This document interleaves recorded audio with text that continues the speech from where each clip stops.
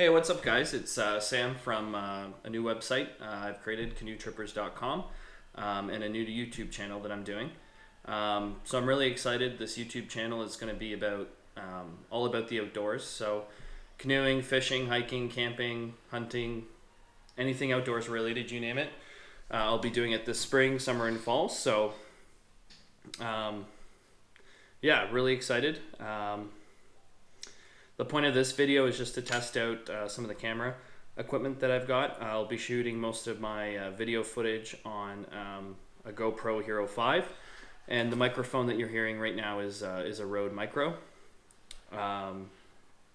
So yeah, in addition to that, sort of trying out the new camera gear. I'll be going over a video right now of the fishing equipment or the fishing gear that I'll be and tackle I'll be bringing up to a trip that I'm doing early May in Algonquin Park. We're going early May because the ice is not out yet in Algonquin Park.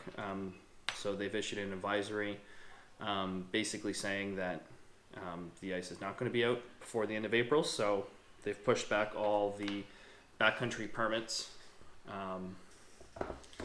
They've pushed back all the backcountry permits until the beginning of May. Yeah,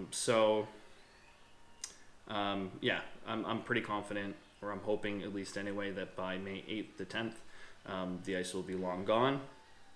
And we're not going to any of like the bigger lakes like Opiongo or anything like that. So I'm not too concerned with that. So yeah, about the trip. So we'll be fishing for lake trout and brook trout. We'll actually be targeting brook trout a lot. Yeah, we'll be targeting brook trout, and then we'll be fishing. We'll be doing some trolling for either brook trout or lake trout in some of the smaller lakes that we will be at. So to go over some of my gear, I guess to start, I'll just show you my fishing rod. It's an Akuma Citrix. It's a travel rod. It's a 4-piece. It fits into this travel tube. You can just attach it to your pack. It's super easy to carry around. And I think it's 7.5 feet long. And so yeah, it's a really nice rod. And then for a reel, this is a Shimano Sedona 2500 front drag. And it's got 8-pound test on it. And I know for brook trout, some might like a lower test, but I find for doing both trolling and sort of just casting from the shore and from the canoe and rivers and stuff, and small bays, I do like the 8-pound test. Just it's less likely to get snagged as you're trolling, especially some of these bigger divers that I might be trolling with. So yeah, I mean, it's just a preference. I know you probably would want braid if you're trolling. There's a lot less give sort of in play in the water if you're using braid. But I mean, I've caught plenty of fish. Whoops. I've caught plenty of fish trolling with monofilament line, 8-pound test. So yeah, I mean, it's all preference, right? But if you've never fished before, just start out maybe with a higher test and then work your way down. So the trip, it's going to be 3 days, 2 nights. And we'll primarily be fishing from the canoe, and we'll be doing trolling, like I said, and we'll be fishing from shores, or from the shore of like riverbanks and stuff like that. So I'll just go over some of the tackle that I use, sort of starting with what we'll be trolling with. So these, I'm sure everyone has seen these before. They're divers. This one in particular, it's a Rapala tail dancer. It's a 30-foot diver,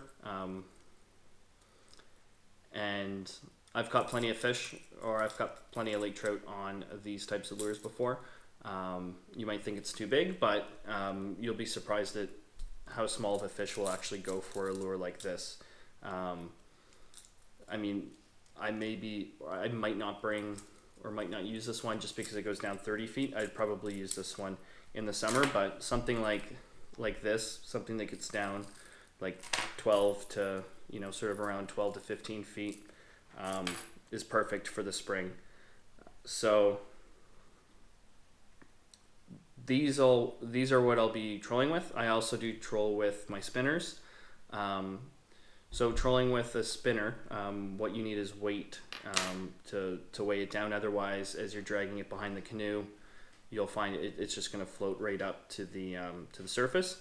So what you need is weight. You can look online, and online they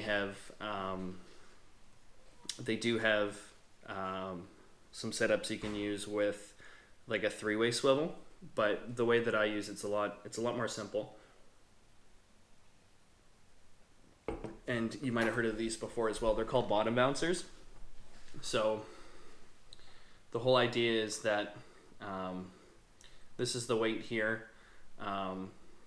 This rod, sort of the idea is that if it drags along the bottom, it's not going to snag on anything. It's just going to kind of cut right through, like any weeds, and it's less prone to get sort of caught up in rocks. And then this here is what you attach your leader to, and then for your leader, what you want is a 3-foot piece of fluorocarbon tied, and on one end you can tie a crane swivel snap, one of these, and then on the other side, what you want to do is you want to directly tie on the spinner that you'll be using to troll with. So I troll with some heavier spinners. It's like some bigger, heavier spinners.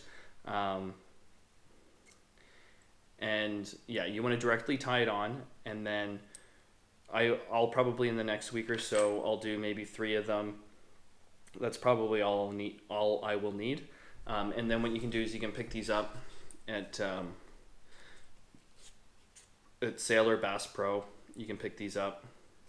They're called rig wraps, and they're great. You can, with your leader, you can so you can have probably about 2 or 3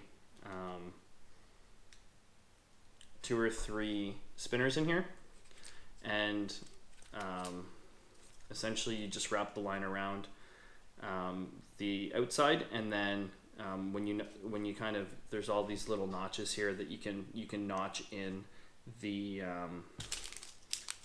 snap that you have. So just make sure though that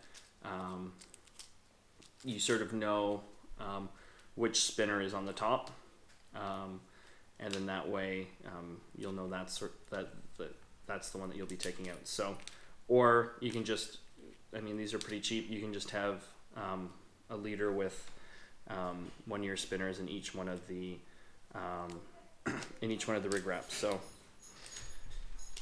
that is how you can troll with spinners. And then for casting, for fishing for brook trout in rivers, what you can do. Hey, Cordo, come here, bud. Good boy.